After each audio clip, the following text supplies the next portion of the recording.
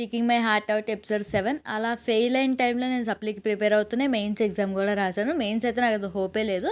ఇంకా అట్లనే ఎంసెట్ ఎగ్జామ్కి అయితే బాగా ప్రిపేర్ అయ్యా, మంచిగా రాశాను. ఎందుకంటే అది కొంచెం ఇంపార్టెంట్ కదా. ఇంకా అట్లనే సప్లీకి కూడా ప్రిపేర్ అవుతూ ఉన్నాను అనమాట. ఆ టైంలో మనకి లైక్ ప్రిపేర్ అవ్వడానికి ఎంత స్ట్రెంత్ కావాలో మెంటల్లీ కూడా అంతే స్ట్రెంత్ కావాలన్నమాట.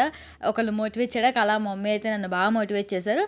అండ్ నా స్కూల్ ఫ్రెండ్ నందిని ఒక అమ్మాయి, ఇంటర్లో ధనుష ఇంకా మోహన్, శశాంక్ అని ఎదురుండేవాళ్ళు. వీళ్ళు కూడా మంచిగా నాకు ఇంపార్టెంట్ క్వశ్చన్స్ అవన్నీ పెట్టి మంచిగా ప్రిపేర్ అయ్యా అనమాట వీళ్ళ వల్ల.